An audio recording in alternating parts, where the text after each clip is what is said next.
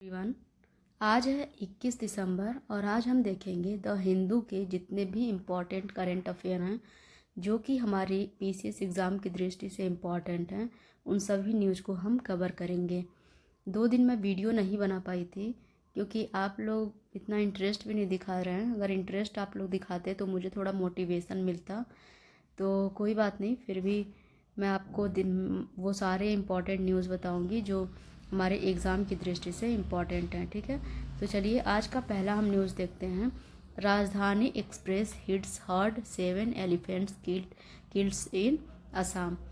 आए दिनों आप हमेशा न्यूज़ में पढ़ते होंगे कि कभी ट्रेन से टकराकर या कभी बस ये ट्रैक्टर्स या फिर ये जो रोड के रास्ते जितनी व्हीकल्स जाती हैं, बड़ी बड़ी हैवी व्हीकल्स, उनसे टकराकर जानवरों की मौत होती रहती है। तो अभी हम देखें हाल में आसाम में जो है ये राजधानी एक्सप्रेस ट्रेन जा रही थी, तो उससे हाथियों का झुंड टकरा गया जिसमें 9 जो हाथी थी वो मारी गई। ठीक है, तो हम इसमें क्या देखते हैं कि मानव वन्य जीव जो संघर्ष होती है, यानी कि मेन एनिमल कॉन्फ्लिक्ट के बारे में, ये हमारे मतलब एग्ज़ाम की दृष्टि से बहुत इम्पॉर्टेंट है, मेन एनिमल कॉन्फ्लिक्ट। ठीक है, अब मेन एनिमल कॉन्फ्लिक्ट के होने के क्या रीज़न है। पहला तो होता है वनों की कटाई। ठीक है, वनों की कटाई या अतिक्रमण। जंगल कटने से अक्सर क्या होता है, जानवर भोजन और पानी की तलाश में मानव बस्तियों की ओर आते हैं, और जब मानव बस्तियों की ओर आते हैं तो मानव भी अपनी सुरक्षा के लिए उनके ऊपर हमला करते हैं या फिर अपनी सुरक्षा करने की कोशिश करते हैं। इस चक्कर में क्या होता है, मेन जो होते हैं उनको भी हार्म पहुंचता है और जानवरों को भी क्या होता है, हार्म पहुंचता है। दूसरा है वन्य जीव गलियारों में बाधा, अर्थात सड़क, रेल और खनन परियोजनाएं जानवरों के जो होते हैं पारंपरिक मार्ग क्या करती हैं, रोक देती हैं। तो जानवर क्या करते हैं, रास्ता बदलने के लिए मजबूर हो जाते हैं। ठीक है, तीसरा हम देखते हैं तेजी से बढ़ता शहरीकरण। तेजी से बढ़ता शहरीकरण। ठीक है, शहरीकरण। तो इसमें क्या होता है, शहरों का विस्तार जो है जंगलों तक अब पहुंच गया है। इससे भी क्या होता है, जो एनिमल होते हैं उनके आवास में उनको रहने में क्या हो रही है, दिक्कत हो रही है। हमारा चौथा और इम्पॉर्टेंट कारण है तेजी जलवायु परिवर्तन। सूखा, बाढ़ और मौसम परिवर्तन से जंगलों में संसाधनों की कमी होती है। उसके बाद हम देखते हैं खाद्य फसलों का आकर्षण जो होता है, खेत जो होते हैं जानवरों के लिए आसान भोजन बन जाते हैं। ठीक है, अब ये मेन ह्यूमन कॉन्फ्लिक्ट जो हैं, मेन एनिमल कॉन्फ्लिक्ट जो हैं, इसके क्या दुष्परिणाम होते हैं। हाथी, बाघ, तेंदुआ जैसे वन्य जीवों की इससे क्या हो जाती है, मौत हो जाती है। किसानों की फसल और घर को नुकसान पहुंचता है। मानव जीवन को खतरा होता है और जैव विविधता पर इसका नकारात्मक प्रभाव पड़ता है। ठीक है, अब इस संबंध में जो है सरकारी प्रयास क्या क्या किए गए हैं। वन्य जीव गलियारों की पहचान और संरक्षण किया जा रहा है। रेलवे सड़क परियोजनाओं में अंडरपास योजना बनाई जा रही है। ट्रेन की गति सीमा संवेदनशील क्षेत्रों में कम करने के लिए बोला जा रहा है। अर्ली वार्निंग सिस्टम और ड्रोन निगरानी रखी जा रही है। जो स्थानीय समुदाय हैं उनकी भागीदारी ली जा रही है और मुआवजा व पुनर्वास की नीति अपनाई जा रही है। ठीक है, अगर हम देखें कि मानव वन्यजीव संघर्ष के लिए भारत सरकार द्वारा कौन कौन से प्रमुख कानून और नीतियां बनाई गई हैं, तो हम पाते हैं कि ऐसे बहुत से कानून और नीतियां बनाई गई हैं जिनसे सरकार का प्रयास होता है कि इससे मेन एनिमल कॉन्फ्लिक्ट जो है उससे बचाव किया जा सके। जैसे कि हम देखेंगे वन्यजीव संरक्षण अधिनियम 1972। दूसरा देखेंगे हम भारतीय वन अधिनियम 1927। भारतीय वन अधिनियम 1927। हम देखते हैं कि जो वन्यजीव संरक्षण अधिनियम 1972 है, इसका मुख्य प्रावधान है हाथी, बाघ, तेंदुआ जैसे वन्य जीवों के शिकार पर पूर्णतः इसमें प्रतिबंध लगाया गया है। राष्ट्रीय उद्यान, अभ्यारण्य, संरक्षण रिजर्व की स्थापना इसके तहत की जाती है। ठीक है, और जो लोग वन्य जीवों को नुकसान पहुंचाते हैं उन पर कठोर दंड का प्रावधान किया गया है। और संघर्ष की स्थिति में राज्य सरकार को विशेष अधिकार दिए गए हैं। जबकि भारतीय वन अधिनियम 1927 जो है वनों के संरक्षण से संबंधित है।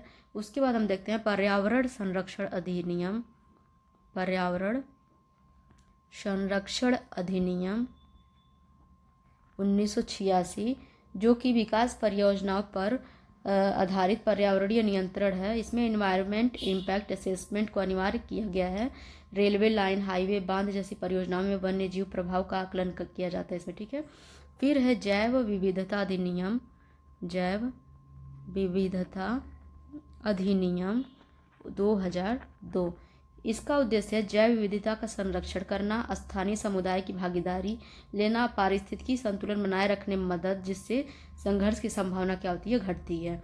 फिर है राष्ट्रीय वन नीति 1988, राष्ट्रीय वन नीति 1988। इसके प्रमुख प्रावधानों में वन क्षेत्र को बढ़ाना, मानव वन्य जीव सहअस्तित्व पर जोर देना और स्थानीय लोगों की भागीदारी है ना। फिर राष्ट्रीय वन्य जीव कार्य योजना। उसके बाद है प्रोजेक्ट हाथी 1992, जो कि प्रोजेक्ट हाथी कब आई थी, प्रोजेक्ट एलिफेंट 1992 में आई थी, जिसका उद्देश्य था हाथियों के आवास और गलियारों की सुरक्षा करना, मानव हाथी संघर्ष को कम करना और रेल दुर्घटनाओं की घटनाओं को रोकना, ठीक है। उसके बाद से संवैधानिक अगर प्रावधानों की बात करें तो हम देखेंगे आर्टिकल 48 के तहत बोला गया है कि राज्य पर्यावरण और वन्य जीवों की रक्षा करेगा, जबकि आर्टिकल 51 ए का क्लॉज जी जो है, प्रत्येक नागरिक का कर्तव्य है कि वह वन्य जीवों की रक्षा करे, ऐसा इसमें बताया गया है, ठीक है। अब हम चलते हैं सेकेंड मोस्ट इम्पॉर्टेंट न्यूज़ की तरफ, वो है US wants India nuclear norms globally align, ठीक है। इसका मतलब ये है कि अमेरिका चाहता है कि भारत के परमाणु नियम और नीतियां अंतर्राष्ट्रीय परमाणु मानकों के अनुरूप हों, ठीक है। अब ऐसा क्यों किया जा रहा है कि आप जानते होंगे अभी हाल में ही जो भारतीय संसद है उसने शांति बिल पास किया, ठीक है, शांति बिल पास किया। आप लोगों को पहले तो शांति बिल को जानना होगा, फिर हमें जानना होगा कि अमेरिका का जो नेशनल डिफेंस ऑथराइजेशन एक्ट है, नेशनल डिफेंस ऑथराइजेशन एक्ट यानी कि NDAA, इसके बारे में जानना होगा, तब जाके हमारा न्यूज कंप्लीट होगा। तो चलिए देखते हैं शांति। देखिए शांति जो बिल है इसको तो हम बहुत दिनों से पढ़ रहे हैं, क्योंकि ये काफ़ी दिनों से न्यूज में है शांति बिल जो है, ठीक है। इसमें क्या है कि हमारे न्यूक्लियर जो एनर्जी है उसकी प्राइवेटाइजेशन से रिलेटेड है, ठीक है। देखिए जो शांति है इसका फुल फॉर्म है सस्टेनेबल हार्नेसिंग एंड एडवांसमेंट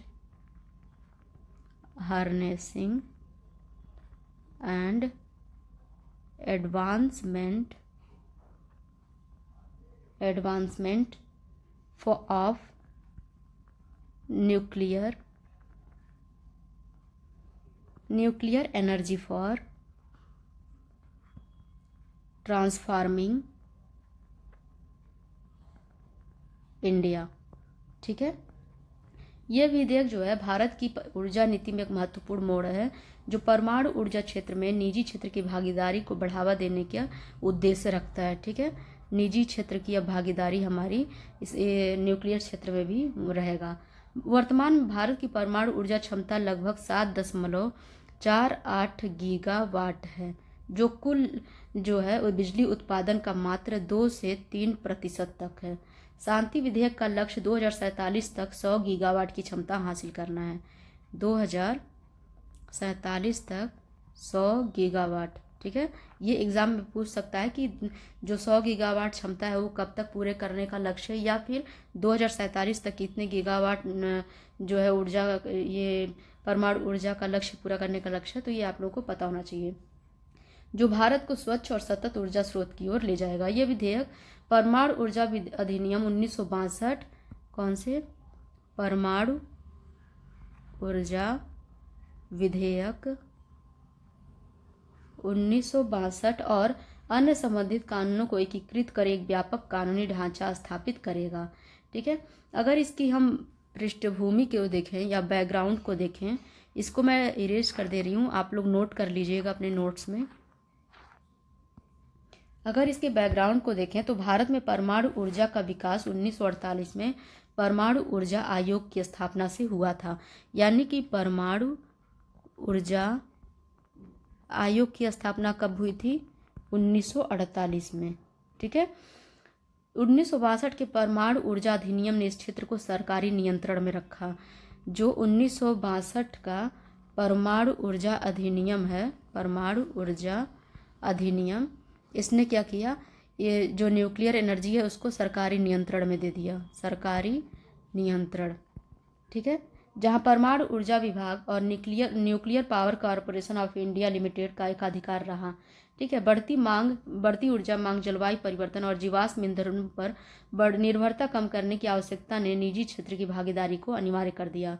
2010 के civil liability for nuclear damage act ने दुर्घटना दायित्व को परिभाषित किया, लेकिन विधि निजी निवेशकों के लिए चुनौतियां बनी रही। शांति विधेयक इसी पृष्ठभूमि में आया है, जो नेट जीरो उत्सर्जन लक्ष्यों और ऊर्जा सुरक्षा को मजबूत करेगा। नेट जीरो उत्सर्जन लक्ष्य जो है वो कब तक का है? नेट जीरो उत्सर्जन लक्ष्य जो है ये 2050 तक है। ठीक है, इसको क्या करेगा? मजबूत करेगा। शांति विधेयक परमाणु ऊर्जा क्षेत्र को अधिक समावेशी और नवोन्मेषी बनाने पर केंद्रित है। इसकी विशेषताओं को अगर देखें तो निजी क्षेत्र की भागीदारी होगी, जिससे विधेयक परमाणु ऊर्जा की पूरी वैल्यू चेन, खनन, ईंधन उत्पादन, रिएक्टर निर्माण, संचालन और अपशिष्ट प्रबंधन में निजी कंपनियों को प्रवेश की अनुमति देता है। ठीक है, इसके बाद क्या होगा? एकीकृत कानूनी ढांचा होगा, जैसे वर्तमान कानूनों जैसे परमाणु ऊर्जा अधिनियम 1962, CLNDA 2010 और अन्य संबंधित नियमों को एक ही अधिनियम में समाहित किया जाएगा। इससे विनियामकी अस्पष्टता दूर होगी और निवेशकों का क्या होगा? विश्वास बढ़ेगा। इससे सुरक्षा और पर्यावरण मानक क्या होंगे? विधेयक में सख्त सुरक्षा प्रोटोकॉल, अंतर्राष्ट्रीय परमाणु ऊर्जा एजेंसी के मानकों का पालन और पर्यावरणीय प्रभाव मूल्यांकन अनिवार्य किया गया है। स्मॉल मॉड्यूलर रिएक्टर जैसी नई तकनीकों को इससे क्या होगा? प्रोत्साहन मिलेगा। ठीक है, अब निवेश प्रोत्साहन भी मिलेगा। कर छूट, सब्सिडी और विजिबिलिटी गैप फंडिंग जैसे प्रावधान शामिल हैं, जो दीर्घकालीन परियोजनाओं में इनका क्या होगा? परियोजनाओं को आकर्षक बनाएंगे।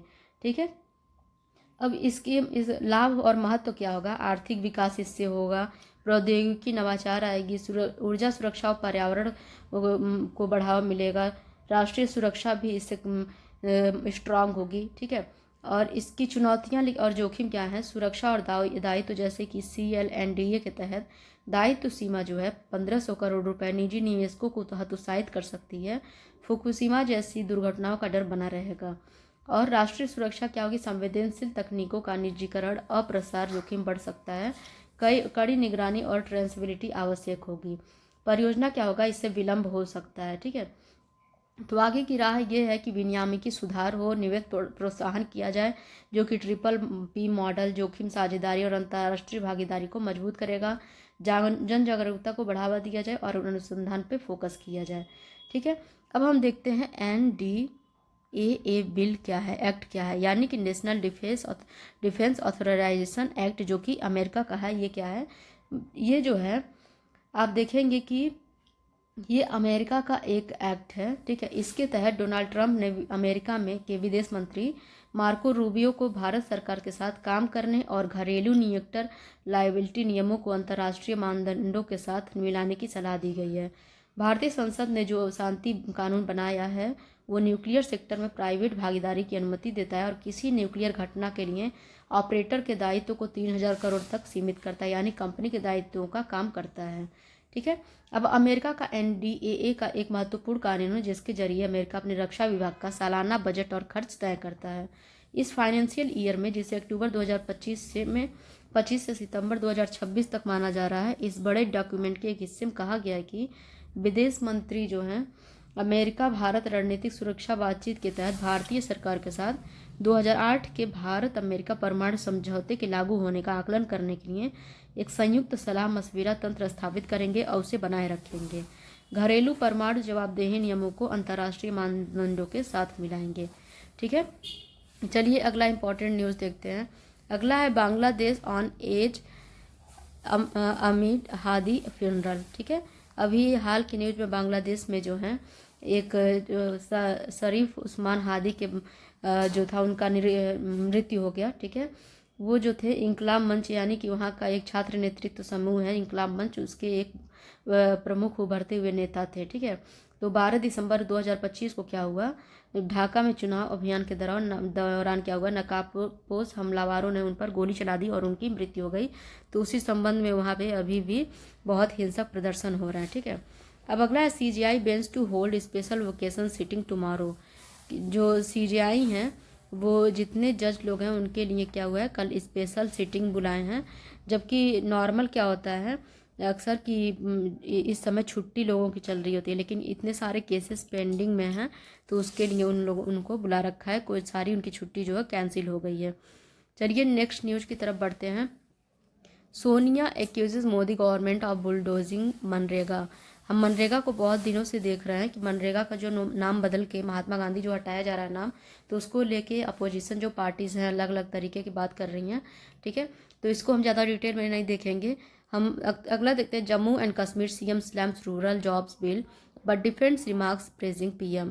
ये भी मनरेगा के बारे में ही है, इसको नहीं देखेंगे। Bengali rural job scheme renamed after the Mahatma Gandhi. अब बंगाल में क्या किया गया है, महात्मा गांधी का नाम रूरल जो मनरेगा है, मनरेगा में से महात्मा गांधी का जब नाम हटाया जा रहा है तो ऐसा ही एक स्कीम था रूरल स्कीम वेस्ट बंगाल में, उसका नाम क्या था, श्री कर्मश्री योजना था नाम उसका। अब उसमें क्या किया जा रहा है, नाम बदल के उसमें महात्मा श्री इस योजना का नाम किया जा रहा है। तो एग्ज़ाम में ऐसा पूछ सकता है कि मतलब कौन सा ऐसा स्टेट का स्कीम था कि जिसको मनरेगा के आधार पे उसका भी उसमें महात्मा नाम जोड़ दिया गया है स्टेट गवर्नमेंट को अपोज करने के लिए। तो आप लोगों को याद रहना चाहिए ये है वेस्ट बंगाल का स्कीम, और वो कौन सा था, कर्मश्री था, जो कि बदल के क्या कर दिया गया है, महात्मा श्री इस योजना का नाम कर दिया गया है। इस योजना को जो था 2024-25 के बजट में इसमें इस गारंटी दी गई थी 50 दिन की वेज की। ठीक है, ये भी मनरेगा जैसा ही है, लेकिन मनरेगा में जो 100 दिन का काम है इसमें 50 दिन का इसमें वो काम तय किया गया था। ठीक है, अब अगले हम फेक वोट्स के बारे में हम देखते हैं न्यूज़ में, और फिर ये मतलब ये सारे अभी इलेक्शन से रिलेटेड ही फेक वोट के बारे में हम काफ़ी दिन से देख रहे हैं।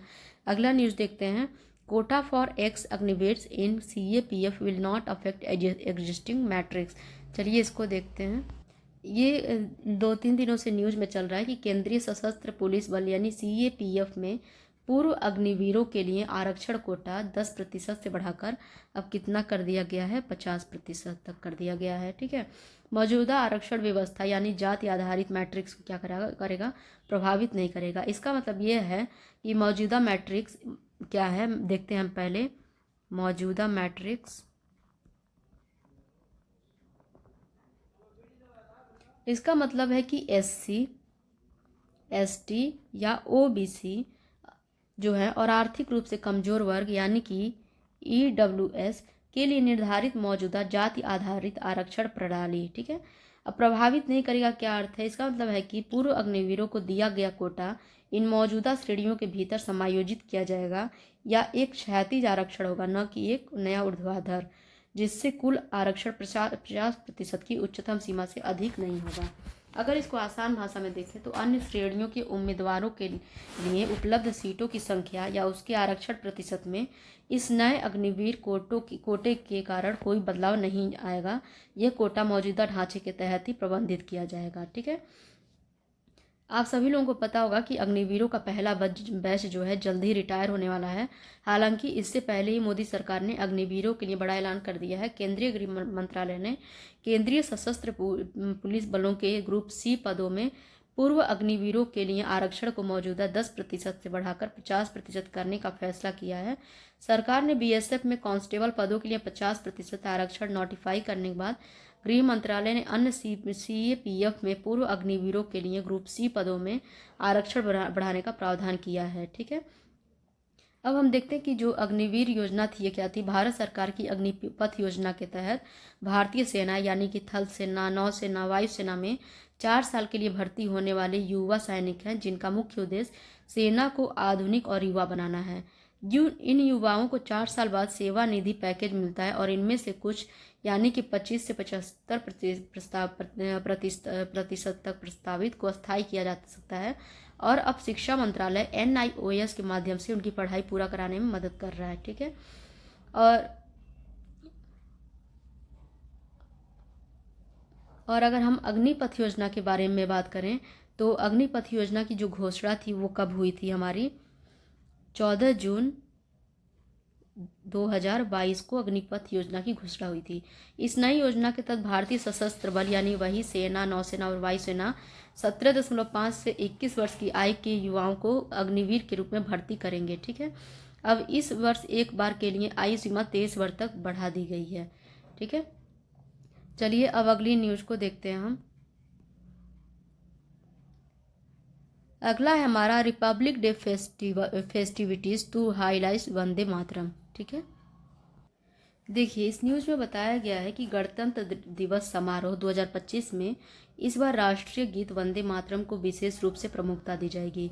26 जनवरी को होने वाले 77वें यानी 77th गणतंत्र दिवस समारोह में ईयू के यानी यूरोपीय संघ के प्रमुख नेता उर्सुला वान डेर लेयन और एंटोनियो कोस्टा मुख्य अतिथि होंगे। कौन कौन होंगे ये नाम आप लोग जरूर याद रखिएगा। उर्सुला वान डेर लेयन और प्लस एंटोनियो कोस्टा। ठीक है, ये दोनों लोग मुख्य अतिथि होंगे। सरकार ने निर्णय लिया है कि समारोह में वंदे मातरम थीम, विशेष फ्लाई पास्ट, सांस्कृतिक कार्यक्रम और संगीत प्रस्तुतियां शामिल होंगी। ये आयोजन वंदे मातरम के प्रथम 2 अंतरों के प्रकाशन के 150 वर्ष पूरे होने के उपलक्ष्य में किया जा रहा है। साथ ही देश भर में स्कूल, कॉलेजों, एनसीसी और सेना के बैंड्स द्वारा वंदे मातरम पर आधारित कार्यक्रम आयोजित किया जाएंगे ताकि राष्ट्रीय भावना और जन भागीदारी को मजबूत किया जा सके। अब चलिए जानते हैं ईयू के बारे में। ठीक है, ये मोस्ट इम्पॉर्टेंट क्वेश्चन हो जाएगा आने वाले पीसीएस एग्जाम्स के लिए कि इस बार जो है 77th रिपब्लिक डे पे कौन हमारे चीफ गेस्ट थे। ठीक है, और उसके बाद से थीम क्या थी वो आप लोग याद रखिएगा। तो ईयू के बारे में अगर देखें तो यूरोपीय संघ जो है यूरोप के देशों का एक राजनीतिक आर्थिक संघ है। यूरोप में जितने देश हैं जिसका उद्देश्य सदस्य देशों के बीच शांति, सहयोग, आर्थिक विकास और राजनीतिक एकता को बढ़ावा देना है। इसकी स्थापना कब हुई थी? 1993 में, और इसका आधार संधि है मैस्ट्रिक्ट ट्रीटी। ठीक है, मैस्ट्रिक्ट की संधि है और इसका हेडक्वार्टर कहाँ है? बेल्जियम के ब्रसल्स में।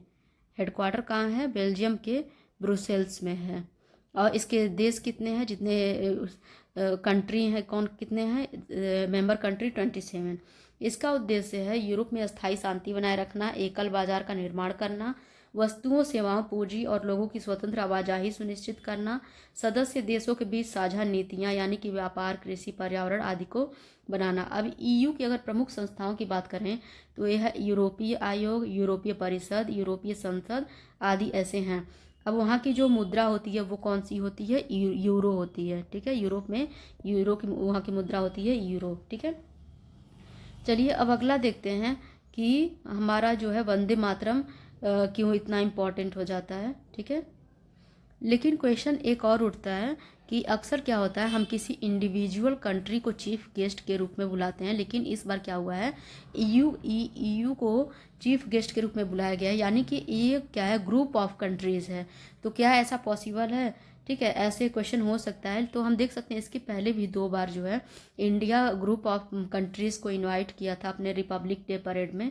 जैसे कि 2018 में अगर हम देखेंगे 2018 में तो आसियान जी की जो कंट्री हैं, आसियान देशों के 10 सदस्य जो देश हैं उनको भी इनवाइट किया गया था। और ये क्या दर्शाता था? भारत की एक्ट ईस्ट पॉलिसी को।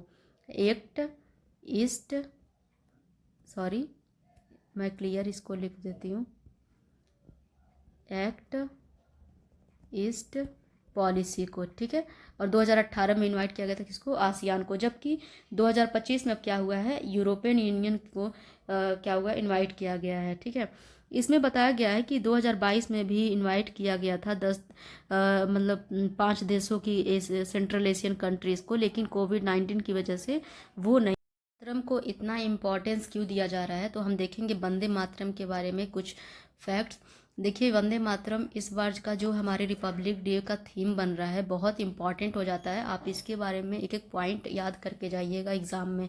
ठीक है, तो हमारा जो वंदे मातरम है, वंदे मातरम, इसको किसने रचा है यानी लिखा किसने है? बंकिम चंद्र चट्टोपाध्याय। इसका प्रथम प्रकाशन जो था किस में हुआ था, ये हुआ था आनंद मठ में, आनंद मठ में, ठीक है।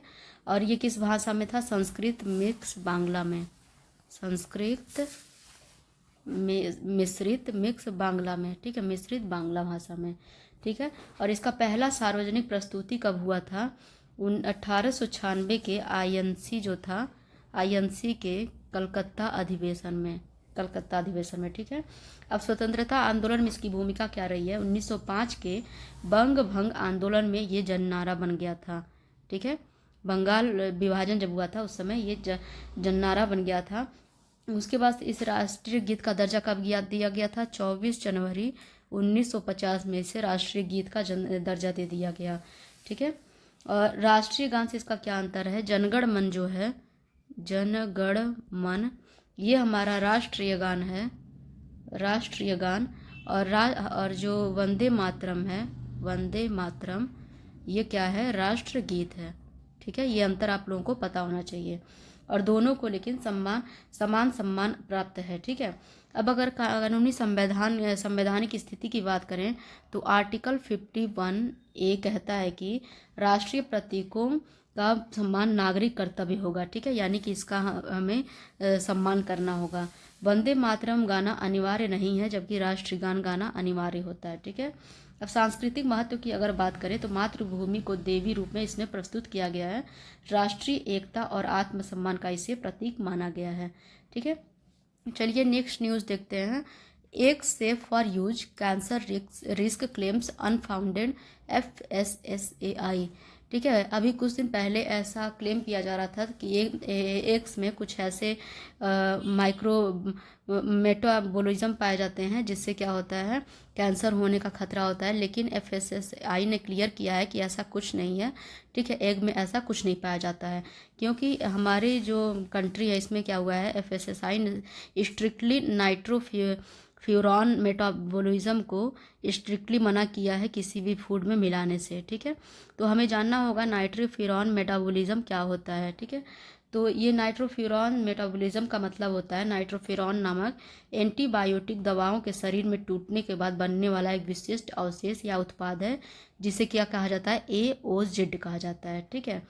अब नाइट्रोफ्यूरॉन्स क्या होते हैं, ये व्यापक स्पेक्ट्रम एंटीबायोटिक्स हैं जिनका उपयोग कभी पशुओं में जीवाणु संक्रमण के इलाज या विकास को बढ़ावा देने के लिए किया जाता है, ठीक है। तो ऐसा माना जा रहा था कि अगर जो पोल्ट्री फार्म में अगर ये यूज होता है मुर्गियों को बीमारी से बचाने के लिए, तो इससे क्या होगा, जो एग्स होंगे उसमें कैंसर जैसे बीमारी फैलाने वाले उसमें वायरस पाए जाएंगे, ठीक है। लेकिन ऐसा कुछ नहीं है। मेटाबॉलिज्म क्या होता है, पशुओं के शरीर में नाइट्रोफ्यूरॉन्स दवाएं बहुत जल्दी टूट जाती हैं, इसे ही क्या बोलते हैं, मेटाबॉलिज्म, इससे मेटाबोलाइज ये हो जाती हैं। अब AOZ क्या है, AOZ का पूर्ण रूप है 3-amino-2-oxazolidone 3, एक मिनट मैं इसे इरेज कर देती हूँ, 3-amino-2-oxazolidinone, ठीक है। यह विशेष रूप से नाइट्रोफ्यूरॉन एंटीबायोटिक फुराजोलिडोन का एक स्थिर मेटाबोलाइट उत्पाद है, ठीक है। टिश्यू बाउंड अवशेष जैसे कि पेरेंट दवाएं जल्दी खत्म हो जाती हैं, लेकिन AOZ जैसे उनके मेटाबोलाइट्स पशुओं के उत्तकों यानी कि मांस, अंडे, झींगा में प्रोटीन के साथ मजबूती से बंध जाते हैं और लंबे समय तक बने रहते हैं। इससे क्या होता है, मानव स्वास्थ्य और प्रतिबंध पे क्या होता है, नाइट्रोफ्यूरॉन्स और उनके मेटाबोलाइट्स को संभावित रूप से कार्सिनोजेनिक यानी कैंसर कारक है, कार्सिनोजेनिक और म्यूटाजेनिक जो कि DNA को नुकसान पहुंचाने वाले माने जाते हैं। इसी कारण से क्या होता है, भारत, यूरोपीय संघ, अमेरिका और कई अन्य देशों में खाद्य उत्पादक पशुओं में नाइट्रोफ्यूरॉन्स के उपयोग पर प्रतिबंध लगा दिया गया है। प्रतिबंध को लागू करने के लिए खाद्य सुरक्षा नियामक जैसे कि FSSAI पशु उत्पादों में AOZ और अन्य नाइट्रोफ्यूरॉन मेटाबोलाइट्स के अवशेषों का पता लगाने के लिए परीक्षण करते हैं, क्योंकि वे मूल दवा की तुलना में अधिक स्थिर और आसानी से पहचाने जाने योग्य होते हैं, ठीक है। चलिए नेक्स्ट न्यूज़ को देखते हैं हम।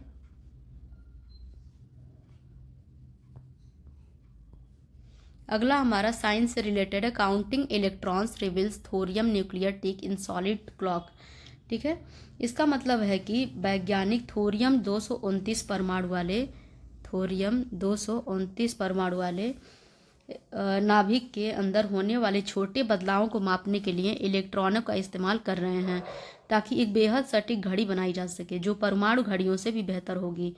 इसमें जो है लेज़र से नाभिक को उत्तेजित किया जाता है और फिर नाभिक के शांत होने पर निकलने वाले इलेक्ट्रॉनों को गिनकर समय का पता लगाया जाता है, जो एक परमाणु घड़ी की तरह काम करता है। ठीक है, इसे आसान भाषा में समझने के लिए, जैसे कि परमाणु घड़ी क्या करती है, अभी की परमाणु जो घड़ियां हैं इलेक्ट्रॉनों की ऊर्जा स्तर को बदलने, एक कक्षा से दूसरे में कूदने की गिनती करती हैं, जो बहुत स्थिर होता है।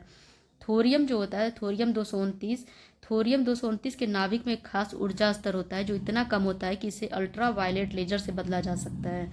इलेक्ट्रॉन गिनकर टिक टिक का मतलब क्या है, जब लेजर इस थोरियम नाभिक पर पड़ता है तो नाभिक उत्तेजित हो जाता है, जैसे कोई स्विच ऑन हो जाए। ठीक है, स्विच ऑन हो जाता है। ठीक है, थोरियम 229 के नाभिक में एक जो ऊर्जा स्तर होता है इतना कम होता है कि इसे अल्ट्रा वायलेट लेजर से बदला जा सकता है। ठीक है, ये तो समझ लिया। अब क्या होता है कि फिर जब यह नाभिक वापस अपनी सामान्य स्थिति में आता है तो ये अपनी ऊर्जा सीधे बाहर निकालने की बजाय नाभिक के अंदर या आसपास के इलेक्ट्रॉनों को ऊर्जा दे देता है। यह इलेक्ट्रॉन फिर बाहर निकल जाता है, जिसे इंटरनल कन्वर्जन कहते हैं। वैज्ञानिक जो है इसे निकलने वाले इलेक्ट्रॉन को गिनते हैं। अब कैसे घड़ी बनती है, एक खास पदार्थ जैसे कि थोरियम डाइऑक्साइड में थोरियम 229 होता है। इस पर वीयूवी लेज़र की किरणें डाली जाती हैं। लेज़र से उत्तेजित होने के बाद जब नाभिक वापस आता है तो एक इलेक्ट्रॉन निकलता है। ठीक है, वैज्ञानिक इन इलेक्ट्रॉन के निकलने की दर को गिनते हैं और इसे समय के रूप में मापते हैं। अब इससे फ़ायदा क्या होगा, नाभिक जो होता है इलेक्ट्रॉनों के बाहर से ढका होता है, इसलिए बाहर चुंबकीय क्षेत्रों या तापमान से कम प्रभावित होता है। इससे यह घड़ी अविश्वसनीय रूप से सटीक और स्थिर बन सकती है, जो भविष्य में ब्रह्मांड के रहस्यों को समझने में मदद करेगी। ठीक है, चलिए नेक्स्ट जो हमारा साइंस का फैक्ट है वो उसको देखते हैं। रीवायरिंग माइक्रोफेज मेटाबॉलिज्म में शॉर्टेन टीबी ट्रीटमेंट स्टडी। ठीक है, इस अध्ययन के अनुसार यदि मैक्रोफेज जो कि शरीर की प्रतिरक्षा कोशिकाएं हैं के मेटाबॉलिज्म को बदल दिया जाए तो टीबी के बैक्टीरिया को दवाओं के प्रति अधिक संवेदनशील बनाया जा सकता है। इससे टीबी के इलाज की अवधि कम हो सकती है, जो वर्तमान में 6 से 24 महीनों तक चलती है। ठीक है, यह शोध भारतीय वैज्ञानिकों द्वारा किया गया और नेचर कम्युनिकेशन में प्रकाशित हुआ। अध्ययन का जो केंद्र है ट्यूबरकुलोसिस और उसका बैक्टीरिया माइकोबैक्टीरियम ट्यूबरकुलोसिस है। ठीक है, अब समस्या क्या है, टीबी बैक्टीरिया जो होती है माइक्रोफेज के अंदर छिपकर लंबे समय तक जीवित रह सकता है। यह स्थिति बैक्टीरिया को ड्रग टॉलरेट बनाती है, जिससे इलाज लंबा होता है और ड्रग रेजिस्टेंस का खतरा बढ़ जाता है। अब अध्ययन का तर्क यह है कि मैक्रोफेज जो होते हैं दो तरह की ऊर्जा बनाते हैं। पहला कौन सी ऊर्जा बनाते हैं, ग्लाइकोलाइसिस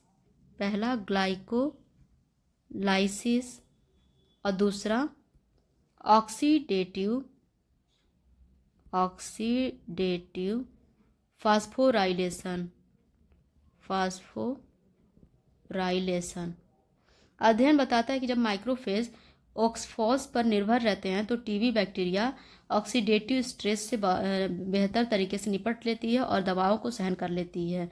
लेकिन जब मैक्रोफेज को ग्लाइकोलाइसिस की ओर रिवायर किया जाता है तो बैक्टीरिया कमज़ोर पड़ता है और एंटी टीबी दवाएं ज़्यादा प्रभावी हो जाती हैं।